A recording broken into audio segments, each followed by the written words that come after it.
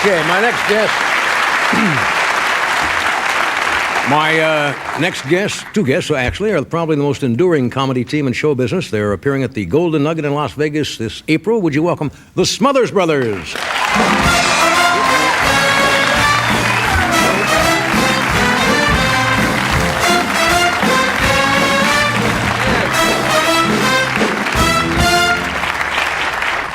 Or the Smothers brother. Hello, yeah, no, Rick. we're the Smothers Brothers. Dick, where is? Wherever I am, Tommy is near.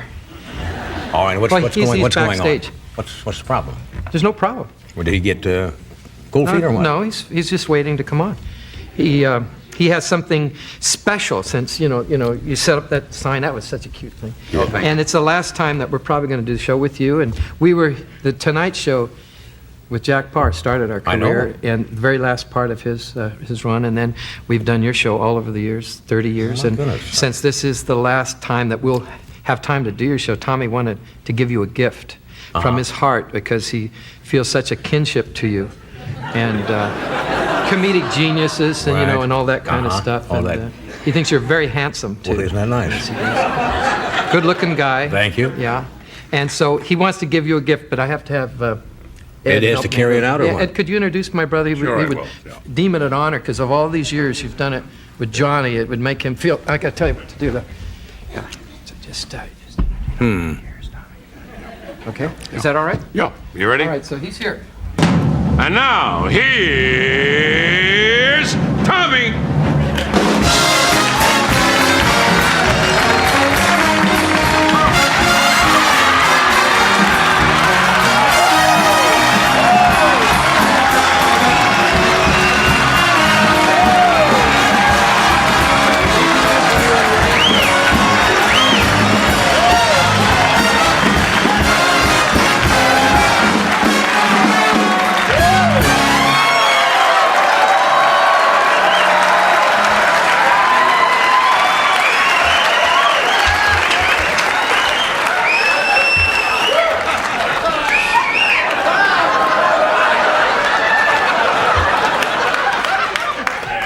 It was so cold.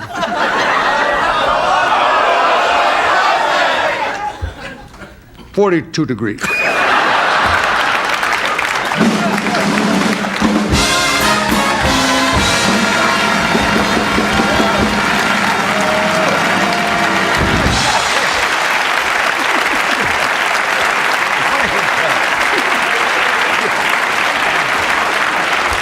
Good Lord. Do I look as bad as Ed Sullivan? I mean, you almost matched the jacket, too. How you doing? I'm doing fine, Johnny, and we've done, how many shows have we done? 25, At least. 25, 30 shows. And when you announced you were going to retire, which was 10 years ago,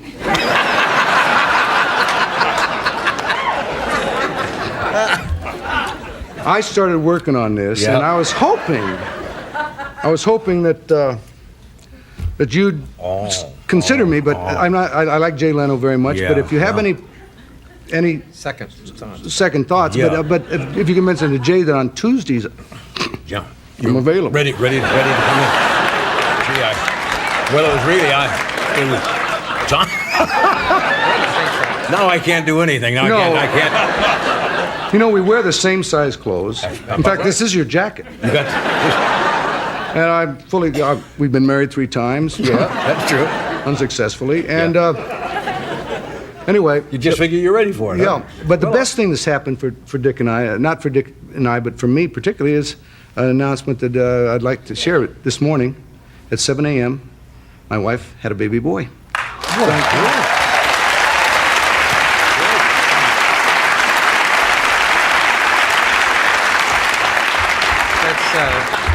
That's not true. What? What do you mean it's not true? Oh, wait a minute, Tommy, you're just going for some love from the audience. What is this? Wait a minute. You did that just to get applause? He's not telling the truth. That's right. Now, why do you come out here? You start off at Johnny's last thing. You start off. You do a great job with Johnny, and then you say something that's not true to this audience. Why do you do that? If you hadn't said anything, they would have bought it. But that's lying, Tom. That's lying. Why are you lying to these people? What? Why are you lying to the people? Why are you lying? Look in the camera. Tell them, why are you lying? National policy. Would you stop this business? Would you stop this? What? Nothing. Now, I introduce you guys. Well, stop this business. Where's the pencil? Being together longer than any other comedy team. Longer than Yep. Yeah. Dick and Dan, Rowan and Martin. Give me that pencil.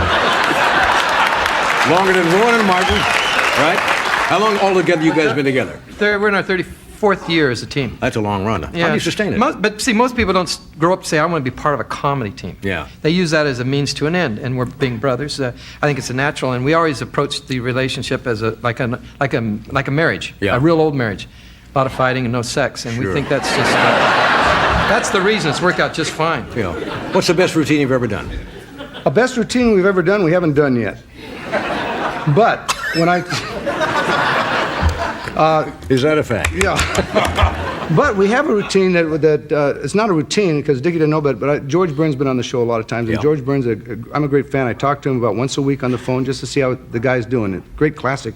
Yeah. And he said to me when he knew we were going to do the Tonight Show with you, he said, why don't you do the famous What Kind of Dog bit is it? That was done, he said, back in the late 20s, early 30s. It ranks with Abbott and Costello's routine, Who's on First? Yeah, what was it called? It's called What Kind of Dog Is It? Done by a comedy team called, in the late 20s, called Benson and Hedges. It was a straight man and a regular guy. Benson and Hedges was a comedy team? I didn't know that. I didn't know that. No, you just said they were a comedy team. You said, George said Benson and Hedges. I'm did sorry, this. if I said Benson, I meant Black and Decker. Black and Decker.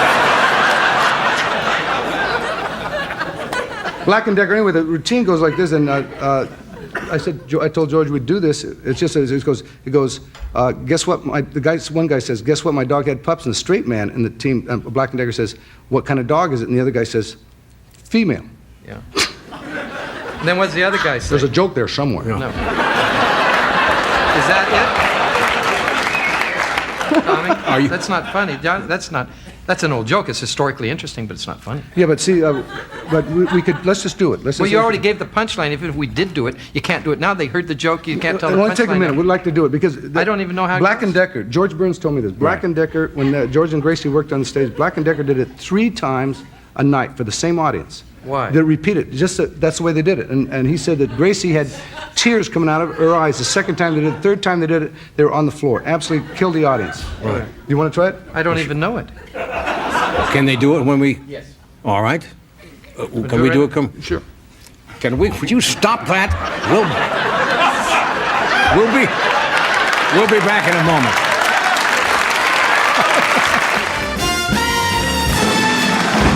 We're back to Tom and Dick Smothers. Now, have you guys worked this out, this routine? No, I don't know anything about it. Okay, wait a second. This is how it goes. This is what kind of dog is it? Wait a minute. No, what? Just work with me. Okay, I'm going to go up and I'm going to say to you, guess what? My dog had pups, and you say, Yeah. what kind of dog is it? And then I do the punchline. But it's not funny. Let's work with it. Let's try it. Go on. Go ahead. Come on, Dick. Go ahead. Give it a go.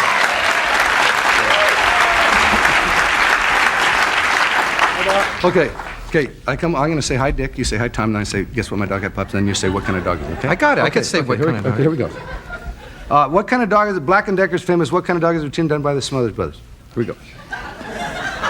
Here comes my brother walking down the street. Whoa! Hi, Dick. Hi, Tom. Guess what? What street am I walking down? What difference does it make? You want me to walk down a street? Okay. I don't even know the It doesn't bit. make any difference. What Give street. it a name. Okay, Main Street. Main Main's Street. We're fine, walking down Main sure. Street. Okay, here we go. That's all I want to know. Here comes my brother walking down Main Street. Whoa! Hi, Dick. Oh, hi, Tom. Guess what? My dog had pups. Was it your Cocker Spaniel?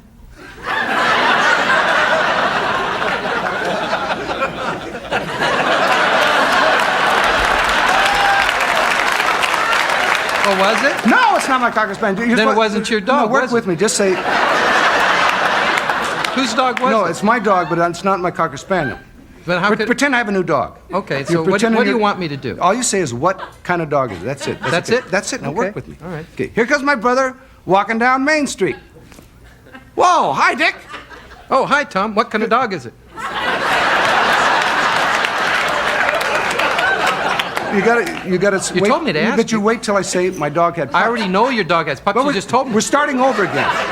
We're starting over again. We're starting over. When I say my dog had pups, then you say, what kind of dog is it? Now work with me. After she has the pups. When I say, I don't want you to analyze this, just when I say my dog had pups. Well, I've never heard the bit before. Shut up! Look at me. All you say is, what kind of dog is it? That's your part. I did. You say it, wait till I say my dog had pups. That's all? Yes. Okay. Here comes my brother walking down Main Street. Hi, Tom.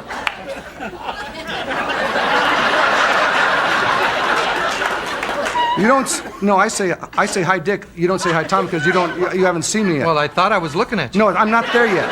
I say hi, Tom, then you say hi, Well, Dick. where are you? I'm not on Main Street, so how could you say hi, Tom? Well, how do I know where you are? I'm on Westchester. I see you way down there with your backs to me. You're on Main Street with your backs to me. So how could you say hi, Tom, if you don't see me? Because I thought I saw It wasn't you. me! Well, it sure looked like It wasn't me! Well, whoever it was had your dog. When it's starting to work, isn't it? Come on. This is straight on. Hit him with the punchline. Come on, hit him with the punchline. No, I'm not going to do it. Do it now. No. Tom, you worked all the way No, to... it's a perfect pit. It was this piece What's was wrong with suggested. you? Wait a second. It was suggested by George Burns, Black and Decker. It's a classic piece of material. You want to embroider We it. got You want to laughs. ad-lib across it. I don't Well, want how to do you want me to do Do it? it verbatim as I told you to do it. Okay, you got it. Verbatim. Here comes my brother walking down Main Street. Hi, Dick. Hi, Tom.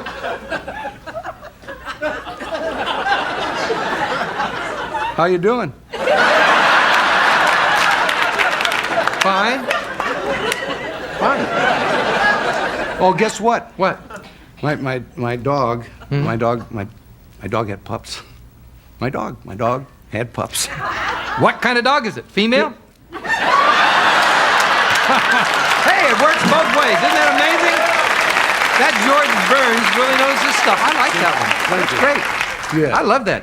Thank you. We got to do it. Let's start again. Let's do it from the top. No, I don't want to do it anymore. Anytime.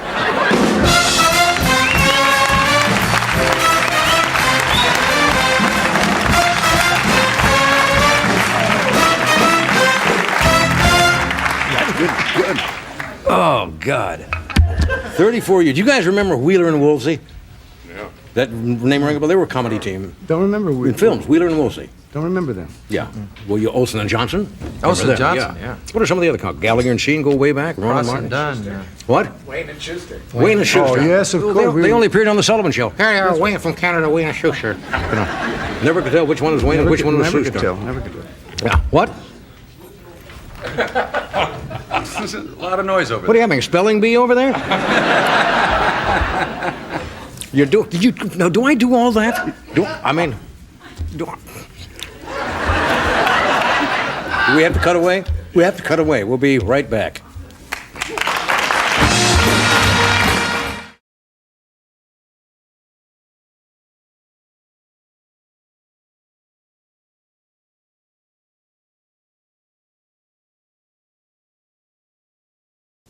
The following program is brought to you in living color on NBC.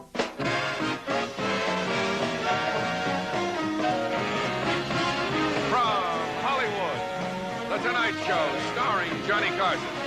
This is Ed McMahon along with Doc Severinsen and the NBC Orchestra inviting you to join Johnny and his guests, Joan Rivers, Earl Holliman, John Kushner, Gerard Dini, and special guest, Mitzi Gaynor. And now, here's Johnny.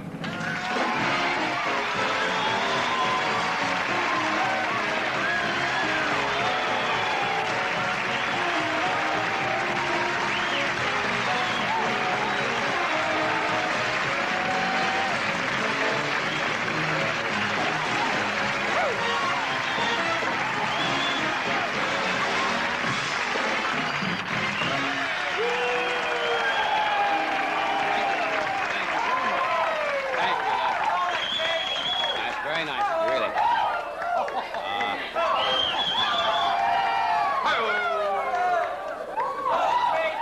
His group.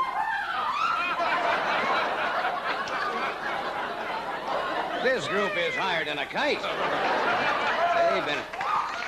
Wow, now let's simmer down, folks. I don't know. Wow. I've been going to some of your old places, I think, or something. You sound good. You are, I don't know how many of you noticed tonight, but this group here in the studio is seeing in person the last show of 10 years of The Tonight Show.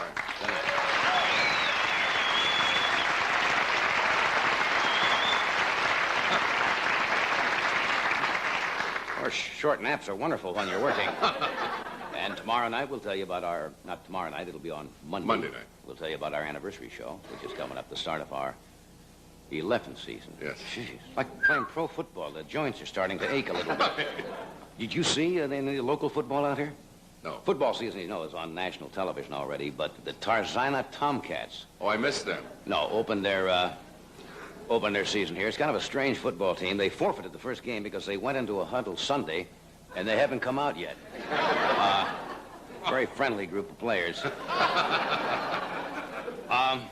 You get as excited about football as you did when you were in high school? Certainly. I tried West Covina once. It was closed. No, it's a pretty place. No, but in high school, though, when you're young, you know, with the girls, I remember me and my best girl, Emily Cockenlocker.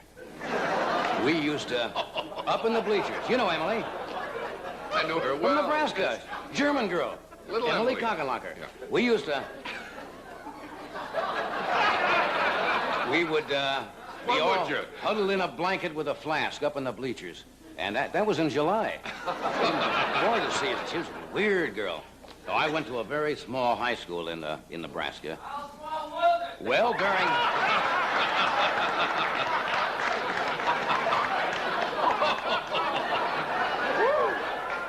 This guy's been watching the show too long. We got 40 million straight people. When I say straight people, I mean like straight men. I don't mean...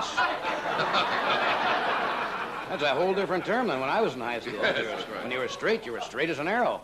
What was I talking about? Straight, no. My little town. I know where I was. We had a high school that was so small that during halftime, one guy came out and formed a picture of the United States. One guy. That's small. Oh, that was a small thing. Anyway, what else happened today? You getting used to it out here now? We've been here 5, 6 months. I've adjusted. Acclimatized. Hollywood churches are a little bit different, and don't write in. This is not an anti-religious remark. It's just the sermons are a little different out here. The priest said the other day, and so God rapped unto Moses. You heard that? Yeah, what a weird thing. I know. McGovern was on Fairfax Avenue yesterday here in Los Angeles. It's the predominantly Jewish section in that part of Los Angeles. And he's trying, you know, to really get with it.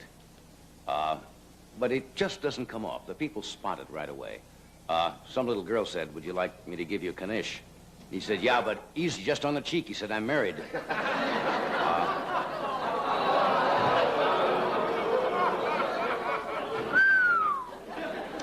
All righty. I feel a little sorry for the Democrats. They're having a little problem. First of all, they can't pay their phone bill, if you read this in the paper. The airlines will not give them credit to travel. Do you realize if McGovern gets elected, he's going to be the first president in history who can't get a charge card at Sears? That's weird. Do you know he's now flying student standby? It's embarrassing when you're out campaigning. Shriver is trying hard, but he just can't seem to get down there with the common folk. You notice that? For example, yesterday in Harlem, he suggested they have a poor people's march on Acapulco. Over there. We were talking about Ed's book last night, briefly. Ed's got a new book out. And I just mentioned that because it has to do with what I'm talking about. The Better Business Bureau is cracking down on certain, not your stuff. Please. Oh, no. Why must you bring them up in the same sentence? Was To show the good and the bad. Oh, I see. All right. You're good. This is bad. Okay. They were cracking down on certain weight-reducing methods that are being used in certain parts of the country. We were talking about diets on the show last night. I have a terrific new diet if you want to lose weight, and lose it very quickly. It's the lettuce diet. You walk through a Chicano neighborhood eating lettuce, and they beat the fat out of you. It's a whole new type of deal. All right. Tonight, We have Miss Joan Rivers. We have Mitzi Gaynor. Mitzi's going to do a tremendous production number from her act that she does. We have that fine actor, Mr. Earl Holliman, is with us. We have a gentleman who's written a book. It's called The Kidney Report. It really kids bureaucracy and government bureaucracy in particular. And we have the great Carrazini is with us tonight, right here on our stage. That's not, where'd Ed go? He's going to sell something. Oh, he's going to sell something. All right, we'll be with you in just one minute.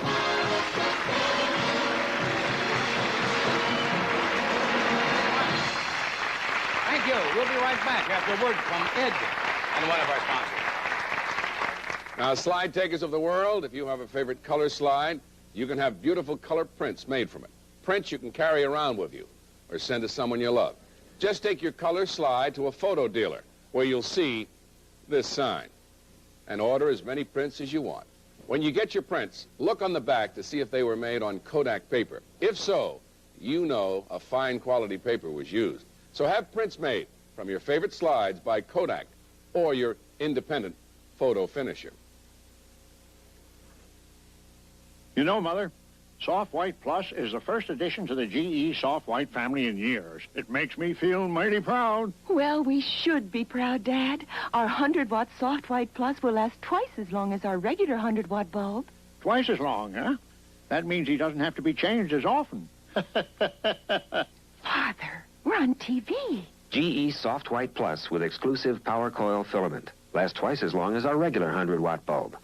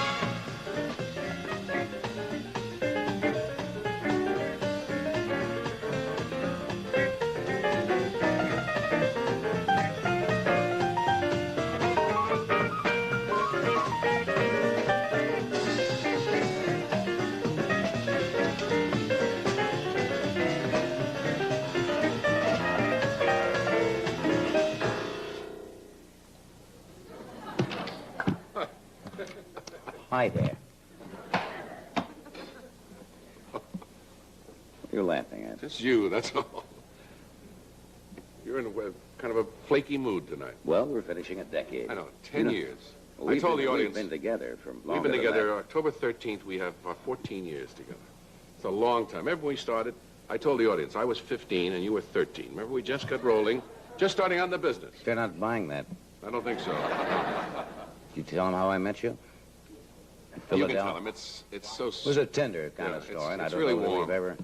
You're sitting on a curb in Philadelphia, Right. and it caught one of those. Painful thorn. Well, it was one of those things you stir drinks with. It what was it? Swizzle stick. Swizzle stick Yes. caught in your toe, and I removed it. And I licked your licked my face, and we've been friends ever since.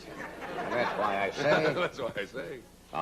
Tomorrow night or Monday night is our anniversary show. Maybe we're belaboring the fact too much, but No, we we're have a not. lot of Keep it nice. up. We have a lot of nice people who are dropping by. I don't know what. It's not a performance type of show, although I'm sure people will get up and do something. But we have a lot of people coming in. Governor Ronald Reagan, Dean Martin, Jack Benny, Joy Bishop, George Burns, Jerry Lewis, Don Rickles, Rowan and Martin, Dinah Shore, Carol Wayne, and the president of NBC Television. If he gets out of school in time, Don Durgan will be here tomorrow night. So it sounds like. Or Monday night. Monday Keep saying night. tomorrow, on Monday night. Do you have anything else to report at all? That's it. Let's get rolling into the next 10 years. All right. This guest was with us before. There's never been anybody in the world who hasn't been with here us before, that's once right. before, sometime. We've never forgotten him. He does the most unusual and unique brand of magic. You remember Yes, what he sure. does? All right. I think you'll get a kick out of him. Would you welcome, please, the fabulous chain smoker, Carrazini.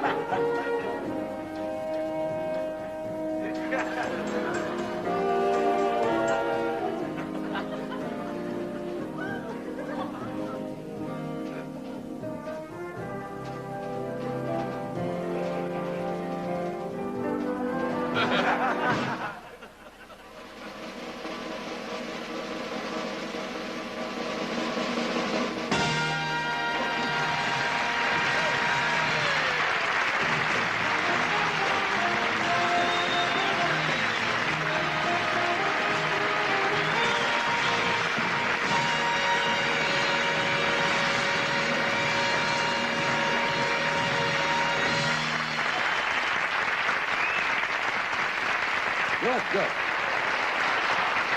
We'll return with our guest right after we pause for this message. You'll see a lot of great meals coming out of your oven with this see-through cooking bag. Brown and Bag from the Reynolds Wrap people. It cooks meat tender and juicy without messing up pan or oven. Succulent pork roasts, juicy chicken, tender ham steak. And it's easy to use. Always shake a tablespoon of flour inside the bag, and it's ready for your favorite meats and vegetables. Follow the recipes that come in every box. You can't miss. Reynolds Brown and Bag for juicy meats with no oven cleanup. Renee, you didn't iron the shirt. Isn't it about time you stopped putting up with wrinkled permanent press shirts? Dishes on the bottom. Stop struggling with dishwashers that are hard to load. And stop fumbling with refrigerators that need the frosting. Then stop in at your participating Whirlpool dealer displaying this sign. You'll get a good deal on a dishwasher, refrigerator, washer, and dryer, as well as an electric range, all of which can make your life a little easier.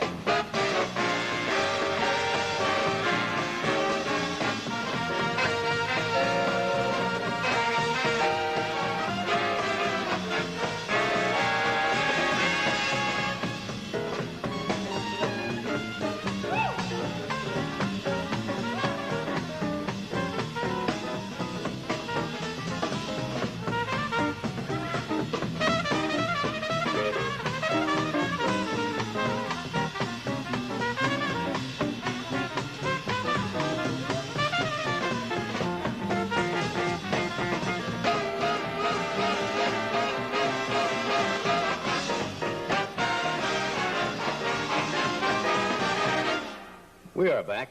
That's quite an unusual act, isn't it? You sure you don't want to quit smoking now? That's a mutt. Is he able to do that in Los Angeles without a smog device? Aren't you supposed to have some kind of... No, it's very unusual. No, it's enough to make you hold back a little bit.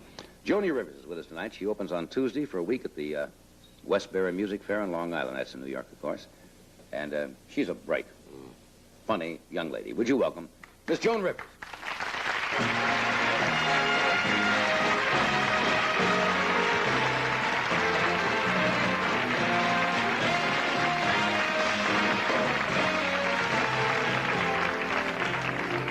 Great. That awesome? I've never seen you wear anything like that before. Oh. You wear that very well. That's Thank you. Because you don't know the truth. I didn't know, because sales ladies out here don't help you. Don't they? You know, I had it on the store, and I said to her, what do you think, would go with this? And she said, a bottle of cheap wine. You run into those nasty sales ladies all the time, don't you? People just turn vicious around me, John. Well, that is nice. That's very pretty. Thank you. Because this is it now, sweaters. Everybody's in sweaters. But, see, I still miss, remember I was telling you, I miss the midi. I really do. The midi? The midi look. Yeah. It was easy to wear. Came to there, you only had to shave that far up. It was just, And then, unfortunately, hot pants came in. I looked like a gorilla in sweat socks. But, you just shave every other season that way and wait for them to go up and down. Or put little bows on. Do you like to shop when you go? That's Do you like to shop? It's very attractive in Latin America that way. What? Most women love to shop. Do you like, or do you just run into trouble all the time? I haven't got time to shop. No. When I do shop, it's like the A&P or something. Right. And then that's not really like fun. You're pushing a kid who's eating the cookies before you bought them, and you're crazy. That's I like to shop if I had time, because when you do have time, like I bought this, you can really pull yourself together, and I'm trying desperately. I don't understand that you don't like the way you look. Come on, I was going to have silicone shots put in, and that's, oh, why not? Why not? You might, if you're going to have bust line, you might as well have it while you're alive, you know? After you're dead, who cares? You know, you had a good figure, so your grave looks like that. Forget it. Nobody cares. Nobody cares. Are you really conscious? You think of that whole syndrome about the... Well, yes, John. Because look what counts. I mean, you know, Raquel Welch, ba-boom, and that's it. And, see, but I didn't have silicone because my father's a doctor, and he told me silicone travels. Did you know this? You mean it can shift? Yes, and that's how you can spot an old showgirl. One breast and one hip. It's a whole... Is that... I didn't know that. Yes. And that man is a doctor. That man is a doctor. If you're over 40, you go, that's it, $3,000. Yes, you have to be very careful. Would you ever go to something like that? Would you ever, you know, have something like that done? Anything. Really? Anything. Oh. I don't even care if he's not a doctor. If he just went to Tijuana for a week. I will try anything. Why not? I was an ugly kid. I'm trying to make up for it. Were you self-conscious when you were small? Well, see, you're very cute, so you probably were a very cute child. Oh, come on. Cute. Oh, come on. You probably were very cute. Well. Yes. You know. Kind of cute. Little dimply, right? But I was a mess. Were you bad news child? Bad news. People would look in the carriage and they'd say, oh, what a beautiful baby, and they'd spot me and they'd go, carriage. I mean, they just... My parents never told me the facts of life. They didn't think I'd have to use them. I mean, that's a mess. That's a mess. That's an ugly baby. That's an ugly baby. Ugly baby. Right? I was fat. Were you fat? Oh, my dear. I was my own buddy at camp. I mean, it was just... To walk, I needed trainer wheels. I mean, it was just like a, you know... I can't believe that. I can't believe that. They'd go for a ride. They'd take me in the U-Haul. I mean, there was no... No, they didn't. All right. I have pictures. I hope so. All right. 8x30s. We're going to take a break here. Sure. Then we'll come back and we'll tell some more of these truthful tales. Yes.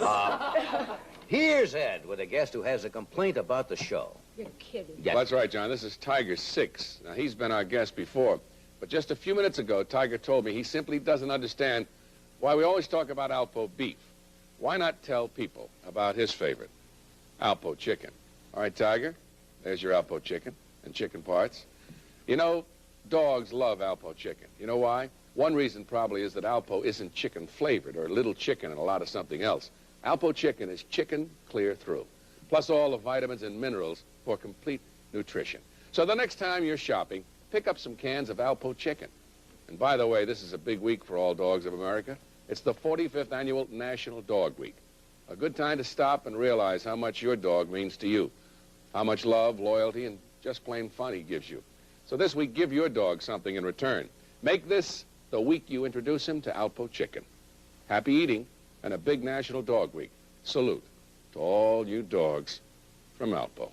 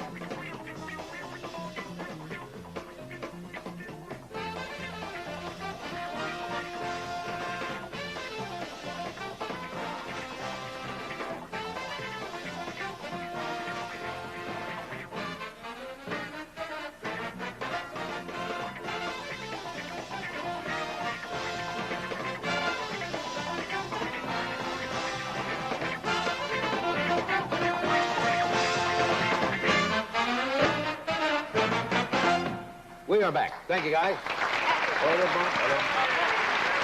yeah. Gee, they are so colors. We're talking with Joni Rivers. We have Earl Holliman with us tonight. Mitzi Gaynor, great Kerosene, already has done his thing. And John Kidner, who's written a book on bureaucracy that's very amusing. We got on a kick the other night. We had Frank Buxton on, who wrote the old, we got into the nostalgia thing. And everybody started talking about when they were kids. It seems to be the season or the year now for nostalgia. Do you remember the first date or the first boy's name you were ever out with? When I say date, I don't mean just casual. I mean in a, like he went, you're kidding. Oh, well, you know I was a late bloomer. That's right. You told me you didn't date early. John. You I'm know sorry, this. I No, didn't mean you to bring up. hurt the person only too often, you know, then you start coming on the show. But that's, no, I remember very, very, very sadly, John. Yes. Because I was living right next door to the girl who was the popular girl around. There's always one in every high school who's a stunner. High school. Grade school? Heidi Abramowitz. Who? Heidi Abramowitz. Heidi Abramowitz. My dear girl had knicker marks on her legs at 10. I can't tell you. She had underwear that said welcome written across it. No days of the week. No, Just hello, guys. It was... No, but, you know, and the guy... Because certain girls have...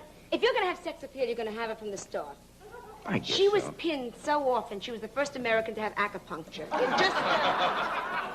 That's a lot of pins. Yes. Heidi Abramowitz. And I used to sit... Our kitchen was right... You could see their front door. Oh, and next she was- door yet? Yeah, oh, that's why I was very hurt that you mentioned this. Because I remember sitting with my mother, and, you know, my mother would say, it's all right, she's going to have to pay the piper, right? At 14, the piper was paying Heidi. I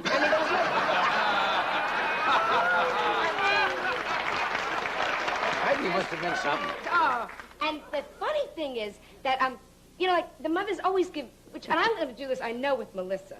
My mother That's always, right. You've got to go through all this now with a daughter of your own, don't you? And what do you say? You say that my mother said to me, all right, so she's going out and you're not, but she's not getting respect, right? With everything else she was getting, she didn't care. Didn't he? You know, and it's funny because, no, but you know this, they're good girls and bad girls. Every small town. Every small, and my mother used to say to me things like, sure, when a guy wants to take out that kind of a girl, you know, that kind of, I thought you meant a Spanish dancer. I wasn't too bright. That kind of But when it comes to marriage, a man is not looking for that. He's looking for a girl he's looking for a woman who will cook for him and sew for him and get up every Sunday morning and go to the temple and or church of his choice, check one, you know. When it comes to marriage, a man does not want to come home after a difficult day to find a sexy, nude broad stretched out in a waterbed. Yes, he does. Don't let Mother con you. Of course he do. Oh, what else? Killed me.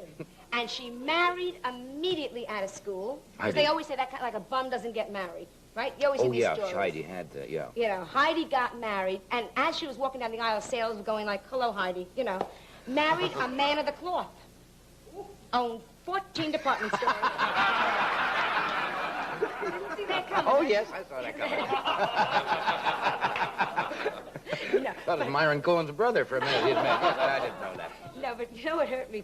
Because my mother would always say, like, your time is coming. You know what I'm saying? Did she push you at all? Push me? Well, how could she? My mother, I would have a date, God bless her. She used to dress up as the maid. She would try anything. You know, don't stay out late. Remember your key. My key had rust on it. You know, whoever came to the house my mother tried with. Yeah. Avon lady, she tried to get something going. Anything that rang the bell. Desperate, mother. Desperate. Because she keeps saying my time is coming. All I know is I had a hot flash this morning. If my time is coming, it better hurry. I have an hour left. When is it coming? I'm getting so old. See, a man, oh, yes, I am. You worry about that? Worry? Oh, come on. Oh, come on. See, a man, you're first hitting your prime. You know this. I'm in my prime. Starting to get into your prime. Starting. Is that Yes. true? Oh, you know it, yes. Come on. A man is the most dangerous and exotic.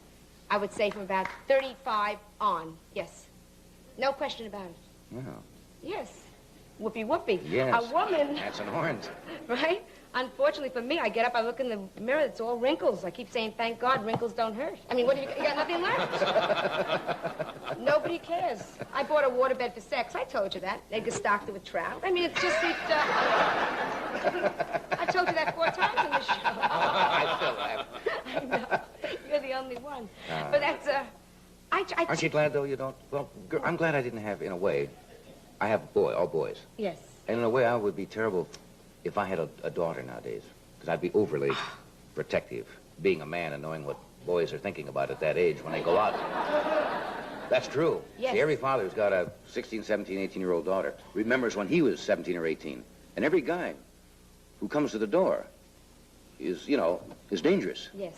You know what he's going to try. I don't know. I wish. But that's... Wishing won't make it so. The only one that comes to the door is the A&P guy. Where do you want these, ma'am?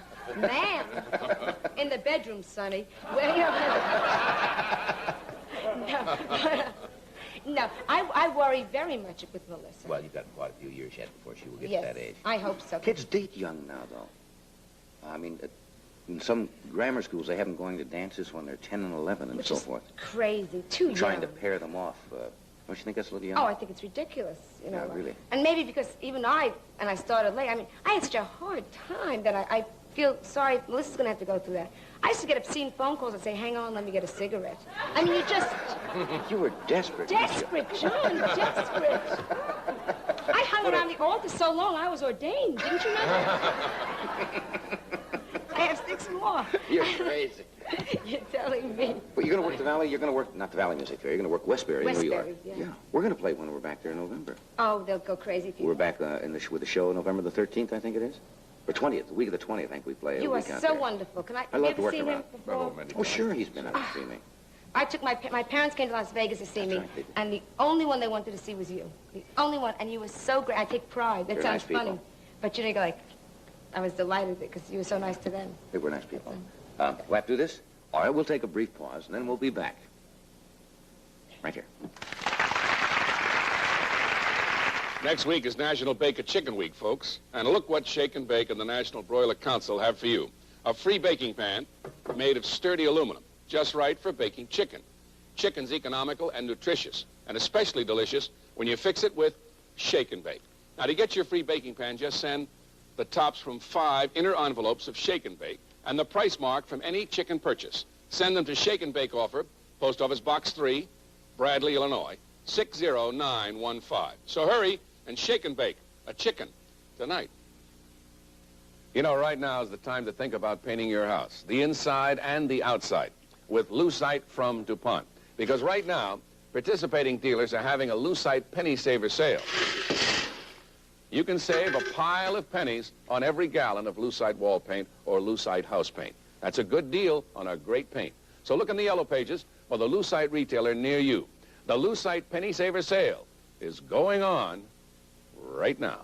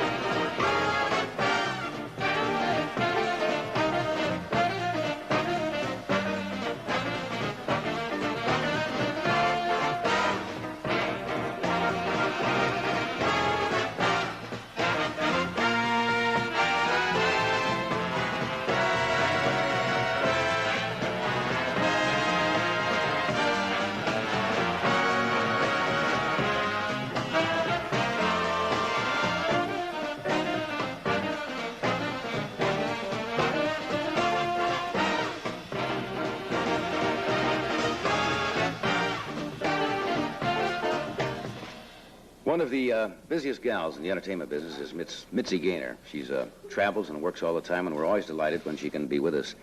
And the last time she was on the show, she did a production number from her act. Get that fixed. Did a production number from her act, which she does in clubs and in concerts all over the country. And she's going to do another one for us tonight, I understand. And she opens at the San Carlos, at the theater, not San Carlos Theater, the Circle Star Theater in San Carlos, which is up by San Francisco, next Thursday. Would you welcome, please, Miss Mitzi Gaynor.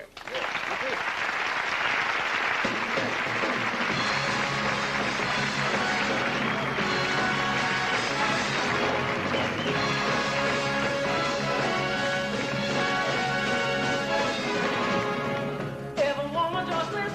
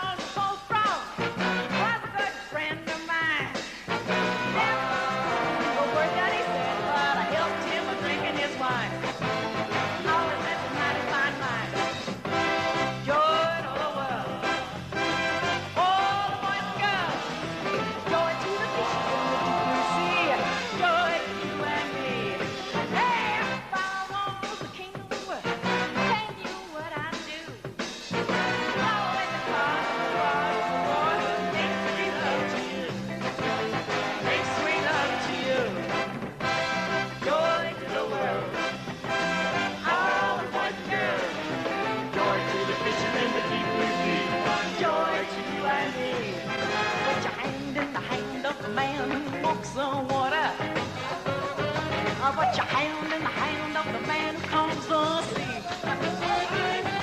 Take a look at yourself, sure that you'll see others differently. When you're hound and the hound of the man from Galilee. Every time I look at you, the whole ain't book starts to tremble. When I read about the part where the carpenter cleans the temple.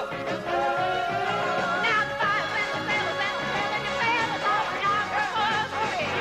And I really do say, oh God, that I should say. Joy to the world. All the boys and girls. Joy to the Christian and the sea. Joy to you and me. Hey, no stand up for ladies. Sometimes have that fun.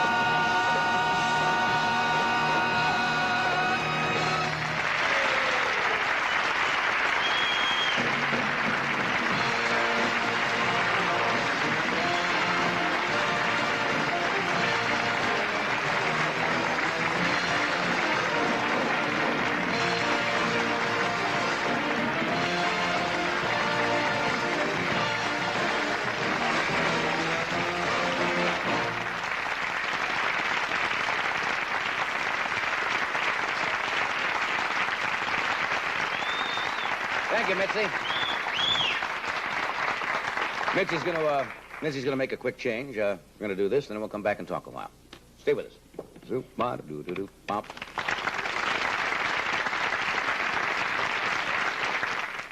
My hair's a problem, and it didn't get solved by my Butterfingers and those do-it-yourself products. Tell them what helped.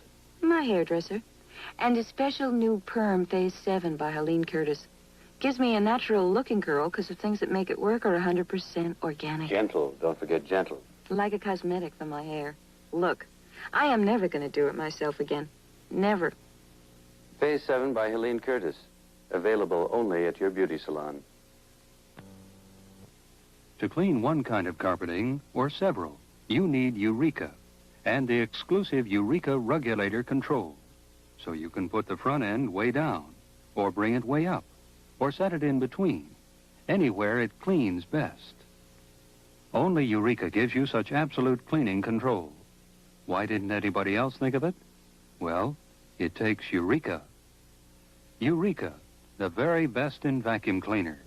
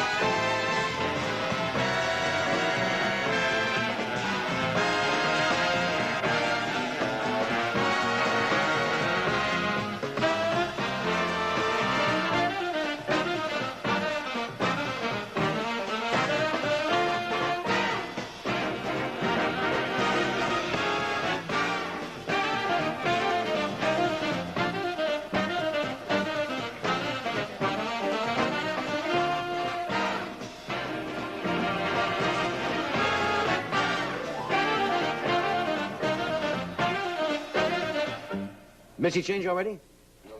All right, let's find out. That might be an interesting show. Here's Mitzi. Come on, Mitzi. Oh, you made it.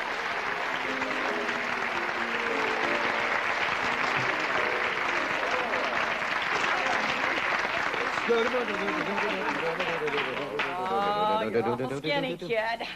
Look awful good. How's everybody out there? Did you get your breath back? It always amazes me when dancer and you sing and you dance and you finish a number and all of a sudden you can sit and talk. If I did that for 30 seconds, I would be in the intensive care at Cedars about a week and a half. Well, that's a whole lifetime But you're thing, used to that, aren't really you? used to all that, running around like a maniac type lady. Yeah, that's And you know, we had 2 minutes to change. I guess it was almost 2 minutes. Yeah. I could write a letter to my mother and have a cup of coffee. Isn't it true? Because backstage, the best shows backstage. Do you have people help you? Oh, my dear, I have all kinds of arms and legs are flying over the back. Oh. You thought I was on me. We should televise the change some night. I'd like to do A that. little backstage glimpse, folks, of show business. Really good stuff, Making the huh? changes. Do you, outside of dancing, do anything to keep yourself in? I jog. You jog. I jog, yeah. Where do I you like jog? to jog? Out here? Yeah, up and down Santa Monica Boulevard. You know where the bridle path is? Not recently. You know the bridle path, yes. Yes, I've been down there a couple Yeah, I know. I've been down there a couple of times. Jogged right out of it. Yeah. Well, Jack and I jog on that. Well, aren't there a lot of people around? Well, no, the cars go by and stuff, and I put on like a bikini. And, well, listen, anybody out there jog? A lot of people? Yeah, yeah. Well, you know, when you get those, you're going to start? You gonna start? When you get those sweatsuits on and stuff like that, it all kind of hangs out when you run. Yeah. But if you jog in something that really kind of shows your figure, and you're going to have to run in front of people, all of a sudden you start running like this, and you've already got it made for You kind yourself. of hold everything Sure, firm and like tight. ladies don't wear girdles anymore, I don't think. Do they? No. Don't look at me. I haven't tested the others. Don't women wear girdles anymore? I don't think very many women do. I want to find out something. Now, we don't want to embarrass anybody. We're not going to take any pictures of you ladies in the audience. Just jog. No men. Just applaud. Just applaud if you wear girdles. See? And now the ladies. Now, that was very few. Very few. That's not going to make the girdle manufacturers very happy. Just what I was thinking. They're You're going to get say, letters. Yeah, right away. You're going to get letters. Well, come on, equal time, I think. Right. I'm in the girdle. Something Do like you that. realize what this has done for my wife? Jogging is good, though, I guess. Didn't you used to you do the Lithuanian Air Force? Royal Canadian. Royal Canadian, I thought. There's jogging in that, but in place jogging. Yeah, We don't that's get very moved. hard. My husband broke one of the muscles in his leg when he was jogging. It was New Year's Eve. That might have had a little something. Yes, Never it was jog on New Santa Year's Monica Eve. Boulevard. Right. But it's funny, I run along in this bikini and a pair of glasses, and I put a sweatband around here, you know, like Will Chamberlain, and a pair of socks and a pair of tennis shoes, right? And my husband has the outfit and so on and so forth, and I always start out ahead of him. I don't know why, but he said, and it's really funny, he said that somebody said, do you drive? He said, yes, I drive. He said, and don't people say anything when you drive down this, when they're driving down the street? And I said, well, I don't know. Jack, what do you think? And Jack said, they always say, who is that fat old man chasing that cute girl? But nobody Yeah, he stops to said- help, do they? No rescue. No rescue is in sight. Yeah. That keeps you... We were talking to Joni a moment ago about... Joan's got a marvelous figure. Yeah, she does. And a great She figure does. for She clothes, kids herself, really. but come on. No, Come on. Come on, let's hear it for Joan Figure.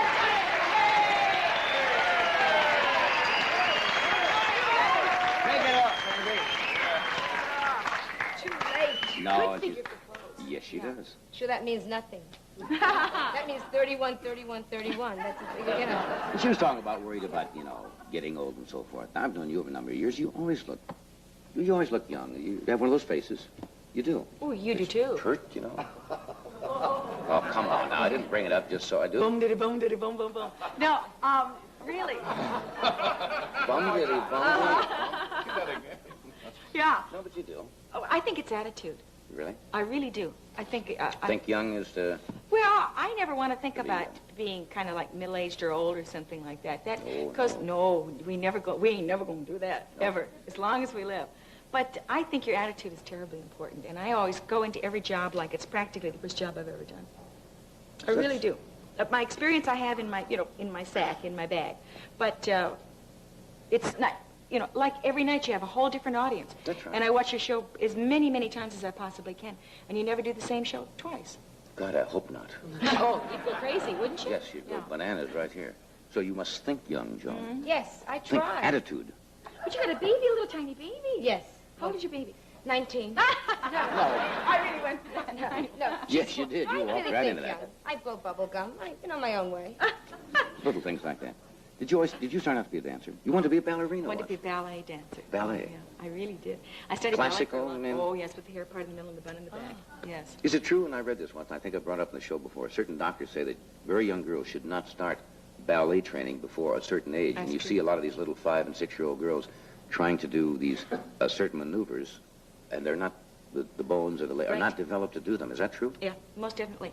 I think that children in nursery school can go to a dancing teacher for fun and relaxation and Give them a certain amount of poise and yes, grace. and mommy, look at me and the dress, and daddy, look what I can do. But if I don't think that the teacher, and there are a lot of teachers who do this because the parents force them into this. Right, Joni? Yes. Sally Klutz is on toe. Why isn't my kid on toe? And the baby's not ready for it, you know. But the So, limbs are not They're developed for just, the that. bones are not, and then that's where you see sometimes dancers with really bad feet and bad legs, bad calves. Yeah. Because, Started they too early? Started too early, and they didn't, all of my dancing teachers taught me that after you do a set of exercises, the bar, and so on, that you must stretch out the muscles that you've cramped. Right. And lots of times people don't do that. I'm glad we brought that up because you see all these dancing classes where they try to get youngsters and they get them into something that's too advanced for them, too Yeah, early. and it's like a little leaguey kind of thing, because there's the more competition. more going on with the mamas and the knitting in the back than there is really with the kids, and it's hard to keep a kid's attention too. I'm hip. You know. Gee, I'm glad you stopped by. Now, I know you got to run and you're going to be up at San Carlos. Brought my list. Circling around. and I then- didn't have a hat this time. Really? Yeah. San Carlos? And then San where? Carlos, October the 5th to the 8th. Then the Latin Casino. And the Latin Casino, October 16th to the 29th. And then the Valley Music. Oh, you're going Back to be here? there. Yeah, we I'm going to be play there the Valley from the Music 2nd there. of November to the 5th, and when are you going to be there? October 27th, 28th, and 29th. Well, we're going to be there, aren't we, huh? Well, we certainly hope so. Thank you, miss. Start jogging.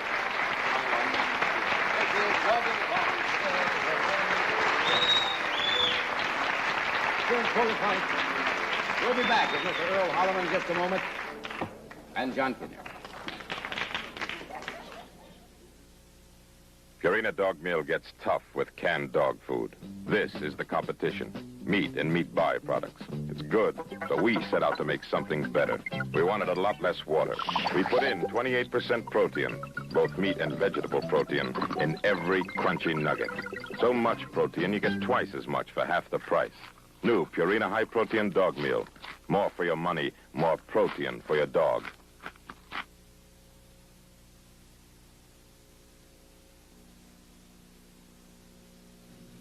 Look, there's really one important difference between new Totem man-size sandwich bags and baggy sandwich bags. And it's very simple. This sandwich that doesn't fit easily into the baggy bag does fit easily into the Totem bag. We think you'll appreciate the difference and buy Totem instead of baggies. New Totem man-size sandwich bags. A little easier, but it means a lot.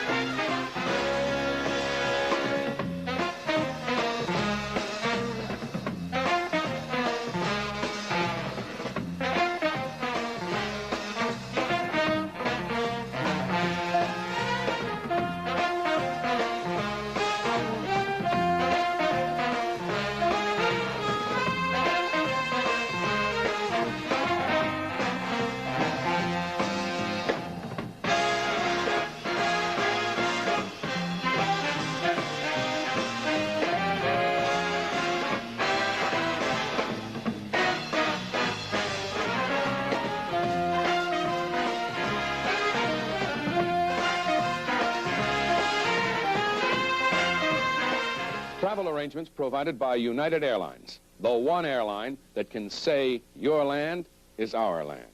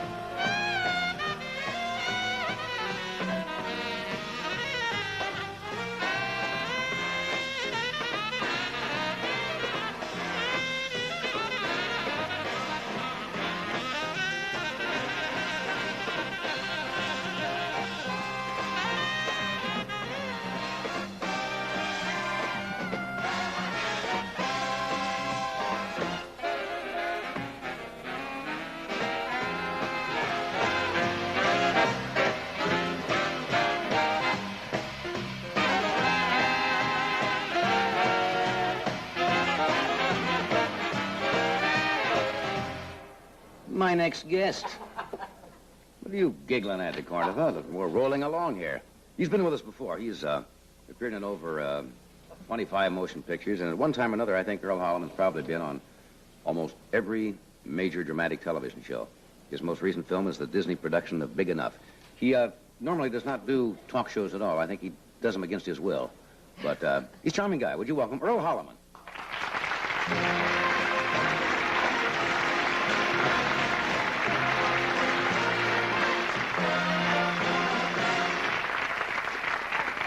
I don't know whether you heard the introduction or not. I said you normally don't do this, and I'm not sure you really enjoy them. The first time you were here and the second time you loosened up. Well, and, are they difficult for you? Oh, you bet you're... It's kind of like... The nice thing about being a replacement, which I am today, is that you don't have to be good. That's right. I would mention what happened since you brought it up. Also, it seems like so long. I sat back there and I sat back there. It's a marvelous show. But it seems like I watched my hair dye.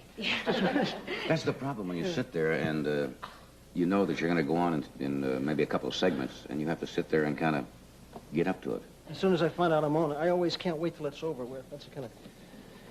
I got a thing today through the... Excuse me. I got a thing today through the mail. I got a lifetime membership to the Pussycat Theaters. I swear to God. Are they sent? Huh? Are they sending? No, they're not just... No, not to anybody. You have to, you know... something special. But it's, I'm not plugging this particular theater, but aren't they the ones who show adult films of an explicit nature? Only adult, no, not that explicit. Sexual freedom now, things like that. Well, that's pretty explicit, isn't it? But, you have to be accompanied by a registered pervert to go to that. I don't. Oh, I see. No, I always I thought how much fun that was. I've been accused of doing them, but you know, because you never see don't always see the faces. Right. But with my luck, if a porno movie director ever called me to do a film, it'd be for a hand insert. Just a close-up model hands. Well, that's show business. Anyway, we're moving along, aren't we? You played so many westerns and war films in your career, right? Yes. You almost got cast for a while. Almost got cast for a while? Typecast. Oh, typecast. The tough sergeant and so forth and all the war movies. Did that bug you for a while?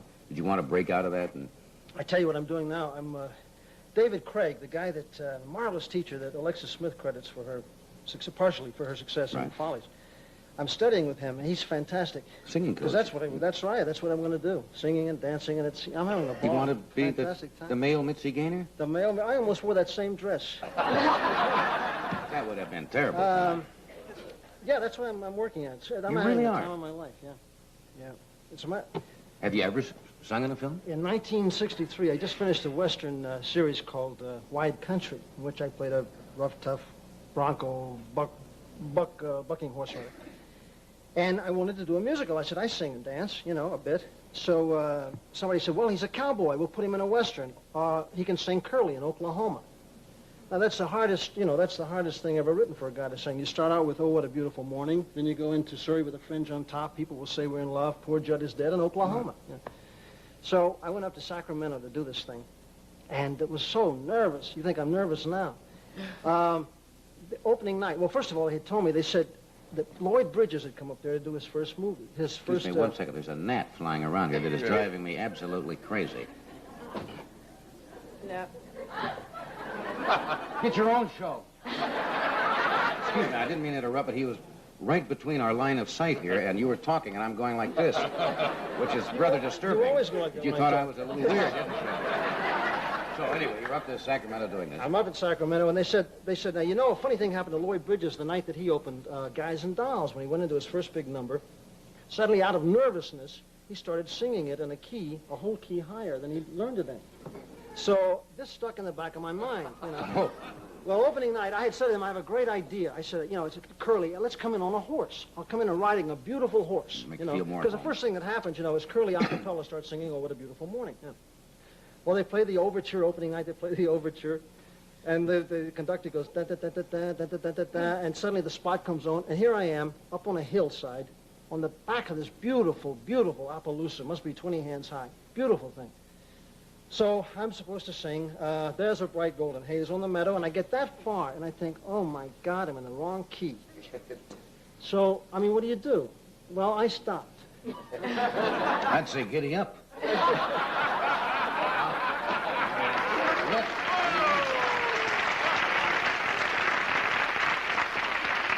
You just stopped singing cold? What I did was worse. No, I did the unforgivable things. First of all, I stopped at well, I'm in the wrong key, and I did this. The conductor couldn't believe what he was looking at. It was like a quarter of a mile away, and he's looking at me, and I'm going like this. And so he turns to the orchestra, and he goes, da da da da da da da da da da. And I was right. I was in the right key all along. But I was even worse. I was doing this, da da da da da, and I went. The first time, the only time that night that the whole audience heard me, I went. Oh my God! But that would have been enough almost to get you out of ever singing again. The next scene was worse. The next scene, well, there's a scene in the smokehouse where I go in with Judd, the old farmhand who's the irascible, festering, dirty villain. And I'm trying to con him into hanging himself. You know, Curly kind of cons him into hanging himself. Sings, poor Judd is dead, and how much we're going to mourn him when he's gone. Well, and then he gets angry, sees the roost, and he pulls his pistol out, and he shoots through the ceiling. So I said, I pull my pistol out, you know, slap it out. And I say, that's pretty tough on the roof there, Judd. But I said, let me show you something. I said, you see that knothole up there? Now, this is in my, you know, cat-like precision. This TV, you know, He-Man. And I say, see that hole up there? And I fire the gun. And I say, bullet, right through the hole, without touching. Click of the whistle. Click of the whistle. Click of the whistle. That was the night that they discovered that Curly was really a funny part. Yes.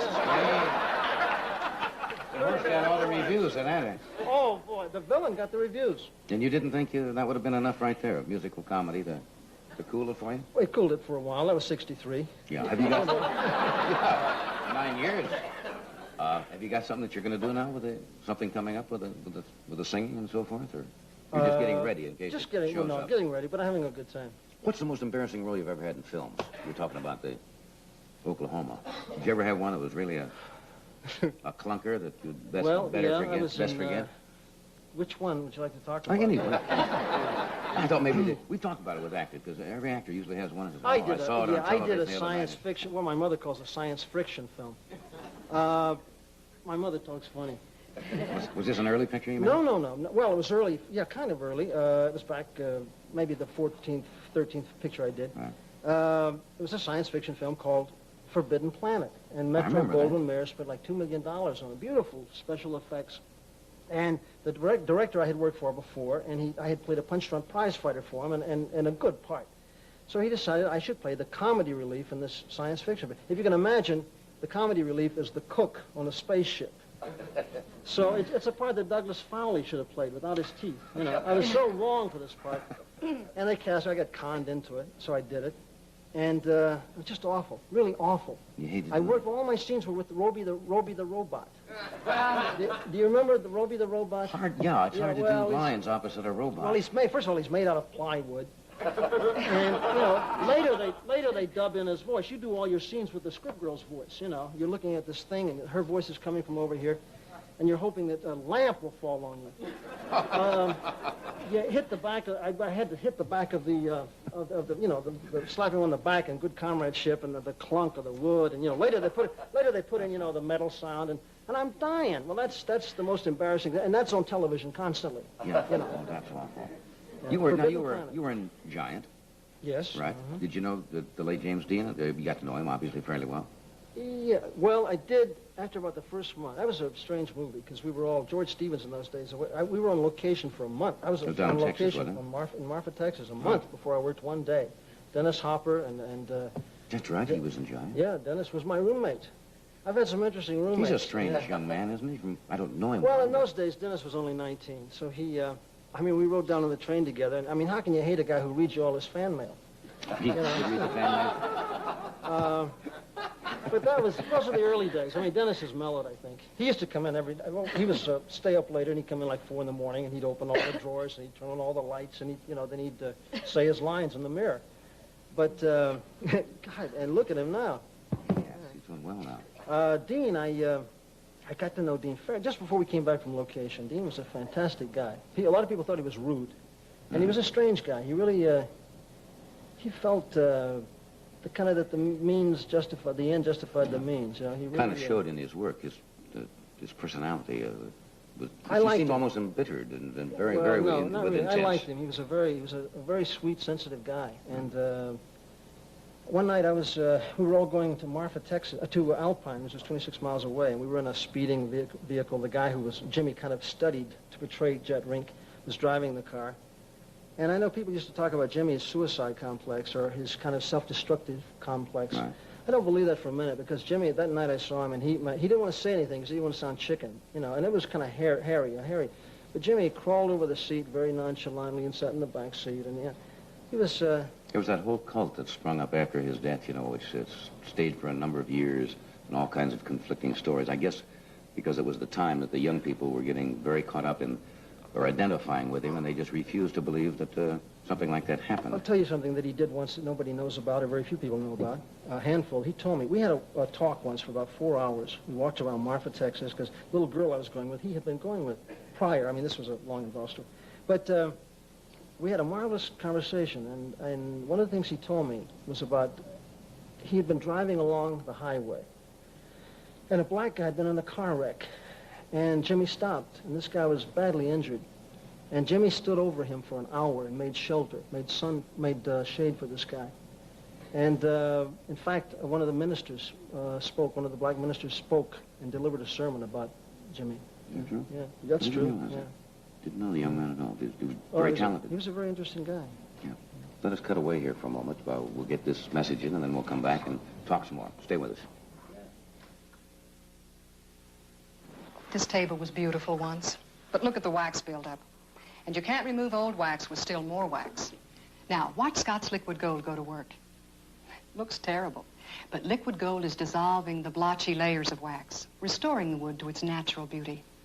For heavier wax buildup, leave liquid gold on overnight, then wipe dry. Liquid gold absorbs into the wood, leaving only the natural finish. Scott's liquid gold. Either way, liquid or spray, there's nothing else like it. Where's my briefcase? Here's your dinosaur. Watch out for the mailman. If it's going to be one of those days and caffeine bothers you, don't add to your problems. Try Sanka brand decaffeinated coffee. It's 97% caffeine-free. So all you get is a good, smooth-tasting cup of coffee. Sanka coffee. If it's going to be one of those days, who needs caffeine? Ma, I missed the bus.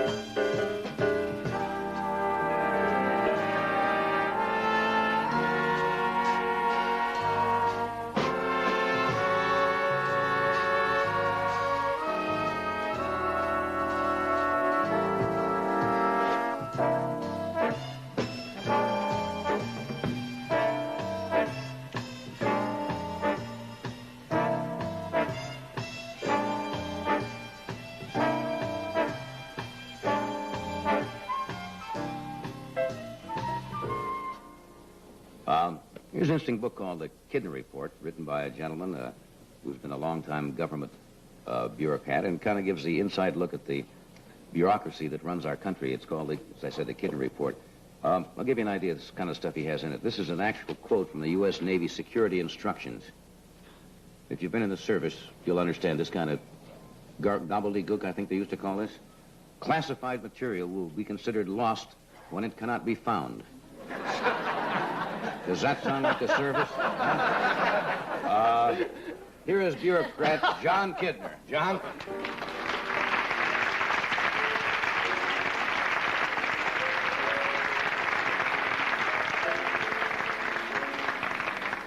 Everybody who was ever in the service remembers things like that.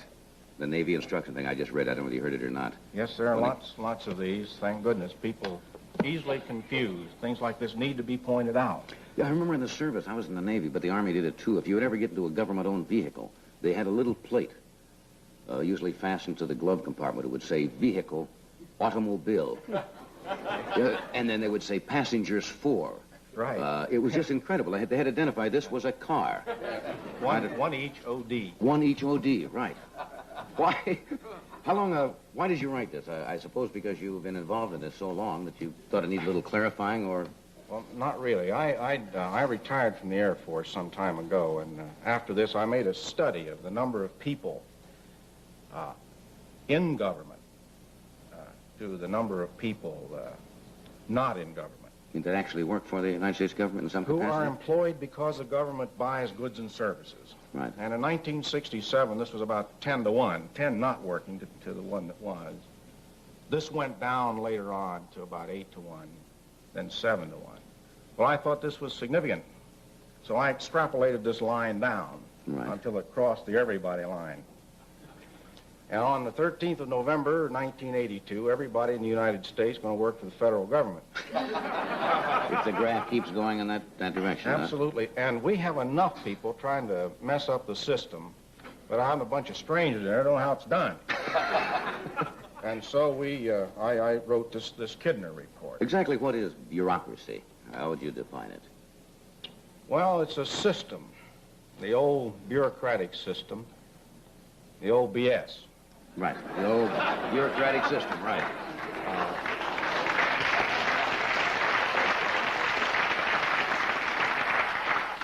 It's a way of getting things done automatically without having to think about it.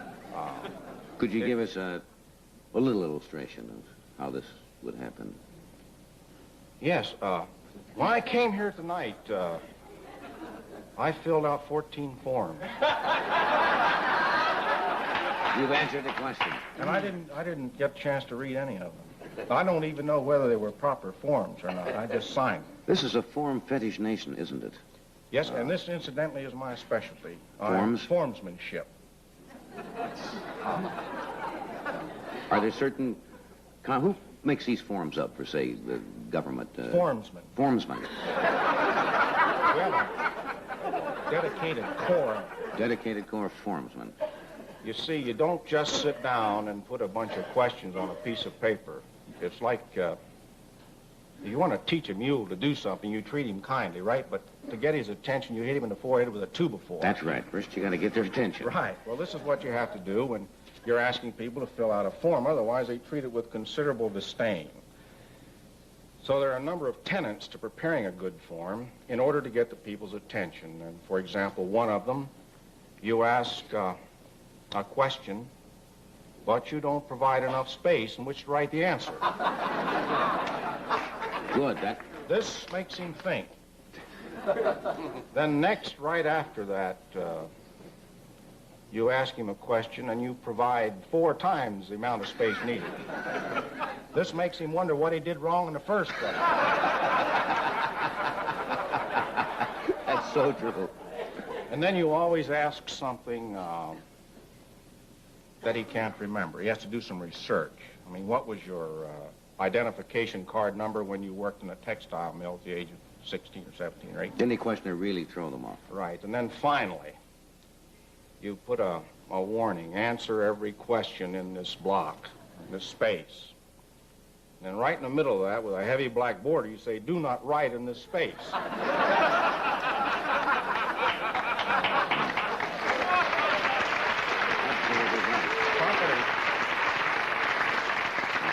So you see, there's a lot more to it. It's just not sitting down and making out a form. This takes a lot of depth and insight into this. Absolutely. Good, we'll follow up on this. I think people know what you're talking about. We'll return with some more of our show after this word from Kellogg's Cornflakes.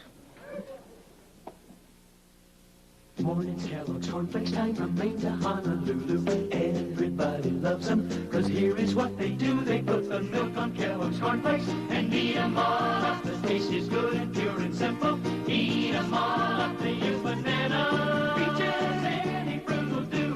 There's 8 essential vitamins. Eat them all up. Put the milk on Kellogg's Cornflakes. Eat them all up. Put the milk on Kellogg's Cornflakes. Eat them all up. America America's waking up to a great breakfast idea. Frosted mini wheats from Kellogg's. Oh, they're grand and glorious cereals. Make them golden wheat. Oh, they're all-American sugar cinnamon frosted mini wheat. 2 flavors, plain sugar frosting Or brown sugar cinnamon. and a great little size. And fortified with 4 essential B vitamins. Oh, they're all-American sugar cinnamon frosted mini wheat.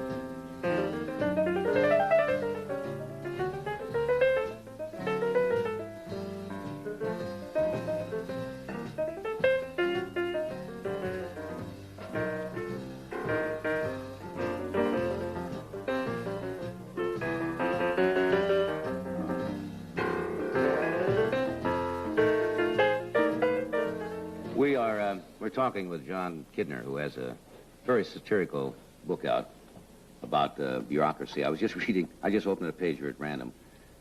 This is military again. This is a sign in the Frankfurt, Germany bachelor officers' quarters, tells the occupants, in case of fire, stand in the hall and shout, fire. Now that's for real. You don't make that up. That's the government in action. You don't have to make those up. Let's get into a little bit in the time we have in the vocabulary. Vocabulary is very important in bureaucracy. It's the most important single factor because it avoids short reports. I just need to point out, look what happened to Julius Caesar. When the Senate asked this gentleman, Caesar, how's everything going in Gaul? Right. He sent back a 3-word report, Veni Vidi Vici. I came, I saw, I conquered. Shortly after that, the Senate stabbed him, right? That's right, so that was the end of Ever short since reports. then, there have been no short reports in the military. Even the Department of Agriculture did 29,000 words on the price of cabbage seed. This guy's safe, secure. He doesn't have to even worry about acupuncture. 29,000 words on cabbage seed. Precisely. Now, in making this protective vocabulary, the protection comes in because it makes everything sound important. And this is because nothing in government, nothing in bureaucracy is unimportant. Mm-hmm. And you've got to bring this out, otherwise people get the idea that there's some frivolity in it, and it's not true. You use, first of all, the 3-ply weight factor. For example, most people would say, I have an idea. That's too succinct, huh? I would say I have a standard balanced concept. Standard balanced concept. That's the 3-ply weight factor. And this added to an honor guard phrase can take the most insignificant thing and just plunge it into complete obscurity. For example, the thing is to get yourself in a position where you can make a committed uninvolvement. Or an uninvolved commitment. A commitment, either way. And you do this with the protective vocabulary properly applied in what I call a universal response. This is an answer to any question, and it takes on meaning in the context of the question. And you can memorize a lot of these things. They're a bit difficult. I don't memorize them. I have to write them down. Mm-hmm. I remember one time I was chaired a committee, and it was a hot August afternoon, and we had a 3-martini luncheon, and the air conditioner went out. And this guy spoke in a soothing voice, you know. And I closed my eyes for a minute to dwell on a point that he had made. And He asked me, Mr. Chairman, what do you think about that? I didn't want to embarrass this fellow to let him know that I was preoccupied with something important he had said earlier. So I told him that it's the considered opinion of the chair. You know, I didn't say I. Considered opinion of the chair that a standard balance concept, all right, is not always satisfactory for unique operational time phasing. This is especially where incremental effectiveness is universally determined by unmonitorable excursions into the 3 sigma limit. Now, this man was absolutely convinced that I was on his side.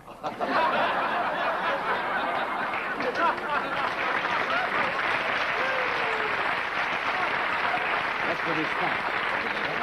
That's a universal response made up primarily of 3-ply word factors. That's a base word, which you modify with adjectives or whatever. Yes, and I keep 3 columns of these. Any one word can be mixed with any other word and added to the third one. It doesn't matter.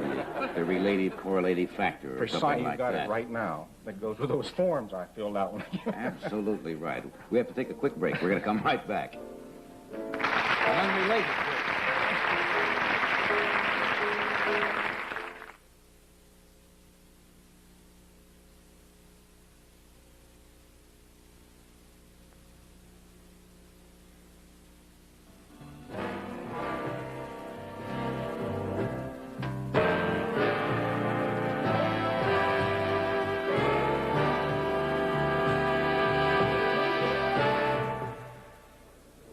John, this has been a functional reciprocal conversation that we've had tonight.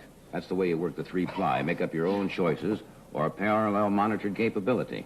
It's a very clever book called The Kidney Report, and I thank you for being here. Thank John, you, great sir. I pleasure. appreciate it. Well, thank you for being with us. And Joni, we'll see you soon. Tomorrow night we have, or Monday night, the anniversary show. We hope you'll be with us then. Good night, everybody. Thank you.